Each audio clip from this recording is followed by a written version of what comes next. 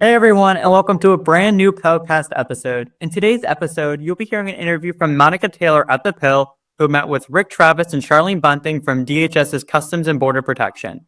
Today, you will learn how their team conducted oral interviews in the first phase of their procurement process to interact with vendors and speed up their procurement process. Let's get started. The information discussed in this PILCast episode are merely opinions and do not constitute formal policy or legal guidance of any kind. Welcome to the PILCast, Rick and Charlene. Glad to have you today. Thank you for having us. All right. So can you provide a short overview of what your team was buying?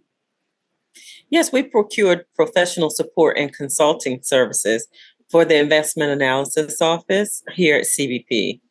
The requirement was competed under GSA schedule, professional services schedule. So this was a FAR Part 8 requirement, and the estimated total was close to 80 million. That was the IGCE amount. Oh, wow. All right. So when you were procuring these services, was there a particular reason or why did you want to use innovative techniques as a part of the process? We particularly wanted to use innovative techniques because they save so much time. And you and I both know in our career field, time is very valuable. So in particular, we found the on-the-spot consensus to be almost invaluable, because the tech team didn't have to reconvene. They were able to, assess and give a on-the-spot consensus immediately following each interaction with the offerer. So we really like that. We also like the down select process, which allows us to, I'm not going to say weed out, but it allowed us to down select vendors that we felt as though the information that they submitted wasn't going to allow them to proceed to phase 2. So we particularly like those two innovative techniques. I'm not sure if Rick had more, but those two readily come to mind that we really were grateful for. Okay, so down select, on the spot consensus. Were there some other reasons, Rick, that you wanted to use innovative techniques as a part of the process? Well, I think a couple of things. As we go forward, we've been using the old school, submit your long written proposals, and it takes a long time to evaluate them. One of the things we find right now, particularly in CBP, is we just don't have the resources anymore for that. It's something that has to be said. This is a resource saver for the organization. And so by being able to say, okay, folks, you need to be here on a certain day at a certain time so we can go through these, we get the response from the technical community in time. And it allows us to kind of maximize not only their time, but quite frankly, ours. And I think that's been the biggest thing about some of these newer techniques, I guess, is that it's just the time saving. And time is money. So That's true. Time is money.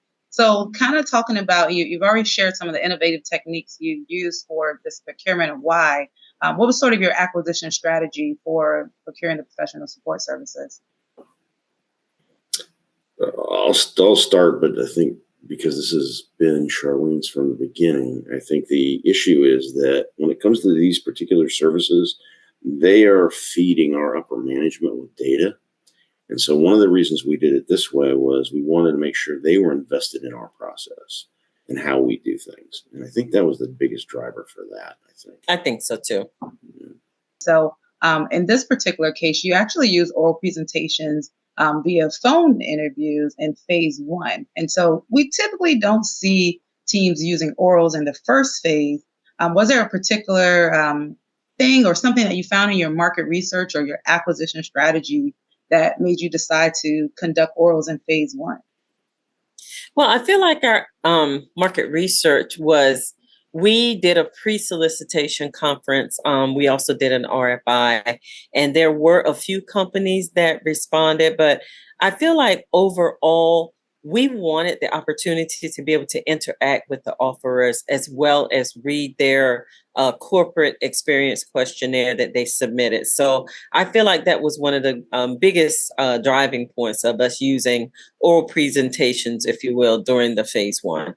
Well, I'm so glad you all stopped by to share your story. And so, great job on this requirement, and definitely look forward to hearing some of the future stories from your team. So For those who are watching the PILCast, let us know what you think in the comments. Please like this video, share this video with your friends, subscribe to our channel, and hit that notification button so you can get all of our latest updates. Thank you for joining us, and we'll see you on the next PILCast.